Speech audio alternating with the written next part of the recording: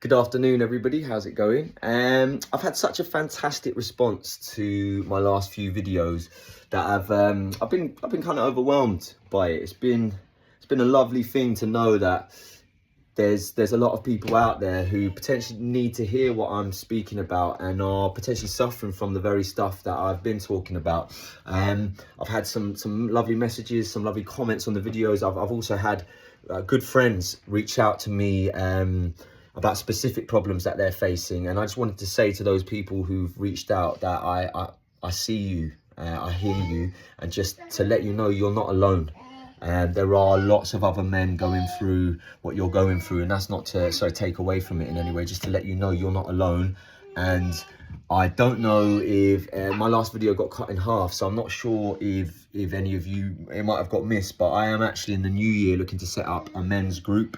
And now the more men that want to get involved in that, the quicker I'll get that off the ground. So if you are someone who that sounds like the type of thing you'd want to get involved in, let me know, and I'll move that forward and I'll get that going potentially ASAP. So yeah, as a disclaimer for all my videos, I just want to start off by saying that nothing that I'm speaking about is in opposition to female problems, female struggles, or female issues.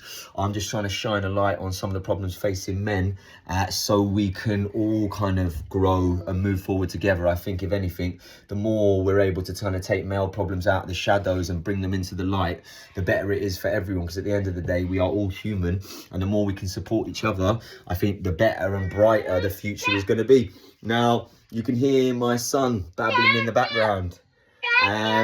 Now, he is, both of my children, my two sons, are the real inspiration behind me wanting to kind of get out there and try and make an impact for men.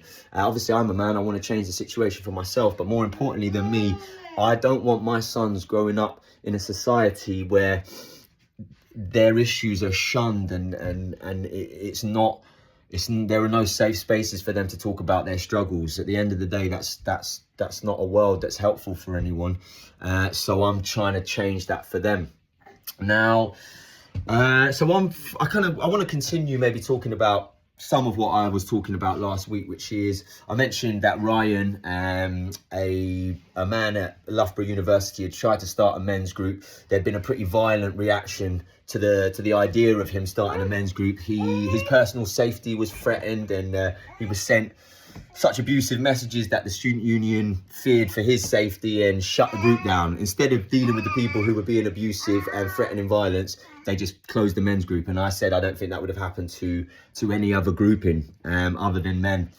Now, funny enough, on Friday, I met up with my good friend Martin Seeger. Now, Martin Seeger is a clinical psychologist with over 40 years experience.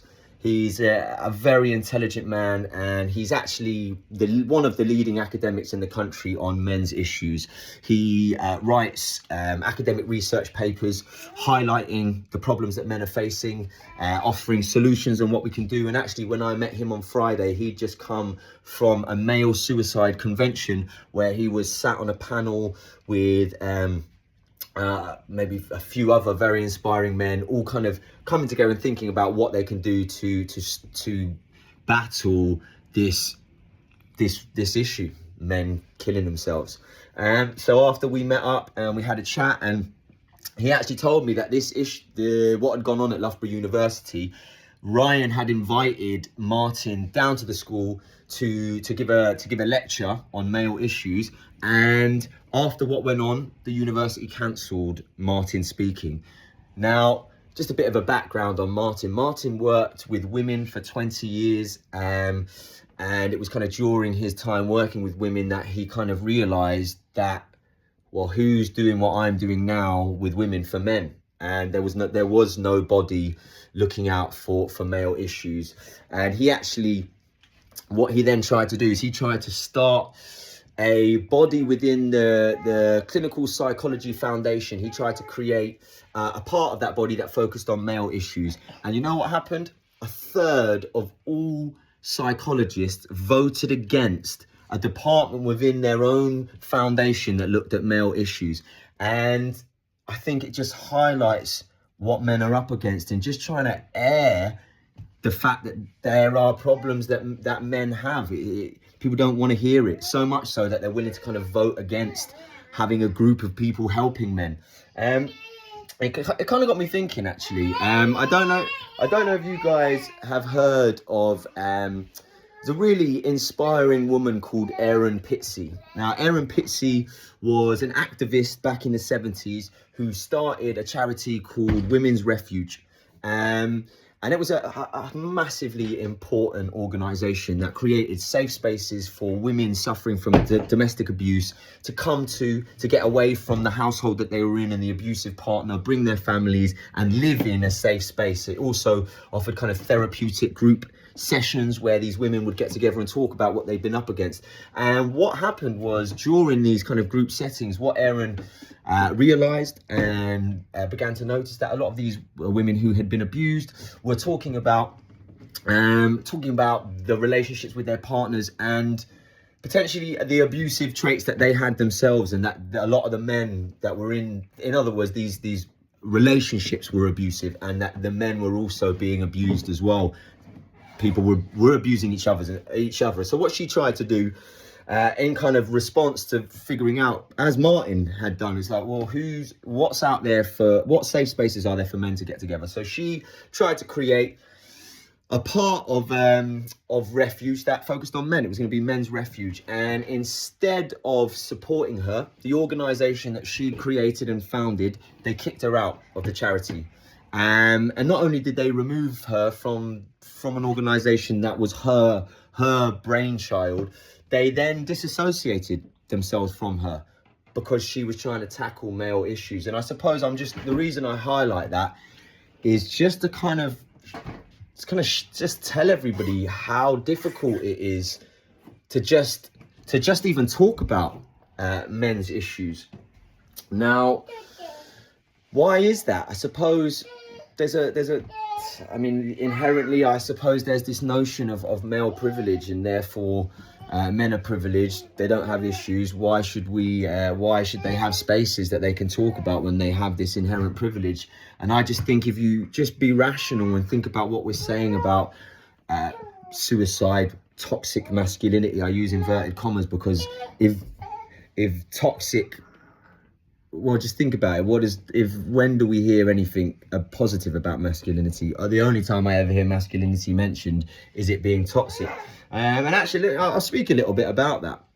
Now, if you listen to any feminist organisation talking about toxic masculinity and the opposite, so if toxic masculinity is negative and bad masculinity, what's the opposite of that? Now, if you hear somebody in one of these movements try to describe the opposition to toxic masculinity, what you end up with? Femininity. And I'm sorry, the opposition of toxic masculinity is not femininity. That's just completely eradicating masculinity at all. And I think what we need to kind of come to terms with is that masculinity is an all-encompassing thing. There are negative traits within masculinity. There are positive traits within masculinity. You can't split it down the middle and siphon off that's positive, that's negative. Masculinity is an all-rounded thing that holds within its space a variety of different things. And I think we just, as a society, we need to completely reshape how we talk about, think about and speak about masculinity. Now, if you want to know why that's important, for the last 5 years, have been visiting schools and working with both boys and girls. And let me tell you, I have seen firsthand the impact that the current approach to masculinity is having on young men. They feel disassociated, disconnected, and disillusioned.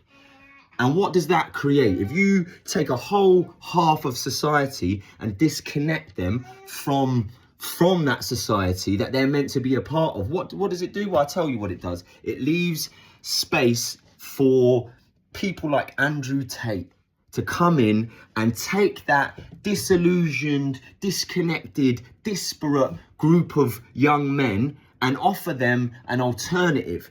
Now, I can tell you this because when I first got into to kind of trying to shine a positive light on masculinity, my whole stance was going to be in opposition to Andrew Tate. And when I met up with Martin, he completely reframed my whole mindset. And what he said to me was that Andrew Tate is not the problem.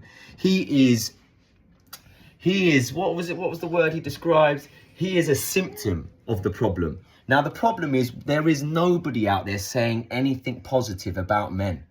There is nobody talking positively about masculinity. So you get somebody like Andrew Tate, who maybe 5 to 10% of what he says about men is positive, and it's one of the only voices out there that's saying anything positive about men. 95 to 90% of what he's saying is misogynistic, hateful. He's even the very men that kind of look up to him. He emasculates and ridicules this whole cuck energy that he comes out with, and like. But the issue is we're not offering any alternative for young men. Where's the alternative to Andrew Tate? Somebody out there talking positively about men and what men offer to the world, their contributions to society, male identity. There's no one out there saying anything positive. So what happens? You get people like Andrew Tate, they clean up. They know exactly what they're doing. Now, for anyone out there who's seeking a boost from someone like Andrew Tate, let me just tell you, well, what is that guy? He's a professional fighter. So where did he spend his whole teenage to 20s? Where was he? The man was in a gym with other men. And yet we've got a man like that who, so unfortunately, in most fighting gyms, I'd say the ratio of male to female, very male heavy spaces. And yet we've got a man who clearly has no real deep, meaningful friendships with women, schooling our young men about how to treat and deal with women. It's a myth. But the problem is, instead of combating someone like Andrew Tate by offering out an alternative, someone who's actually speaking positively, all we do is we make men feel ashamed and boys feel ashamed of being boys. And we just push them into the arms of these radical, hateful people. So I just want us all to really take a moment to think about, what message are we giving to young men? It needs to change. And I think it starts here and it starts now. Enough is enough. We need to change the way we make our young men feel, because it doesn't help young women. It doesn't help girls. What do you think this whole movement of incel, like this involuntary celibate, all of this stuff stems from this disconnect that I'm talking about. We need to build a bridge to young boys, not burn it down. I seem to have got actually a little bit more passionate and emotional than I had intended to at the end of that talk. And again, please don't take my passion for like stoking up division or hatred. I love everyone. I love women. I have some of my best friends and the closest people I have in this world are women, and I just want us all to kind of move forward together. So let me just sign out with that. I love you all. Hopefully this storm blows over, and just like everything in life, new day, on we go. Love you all. Take care.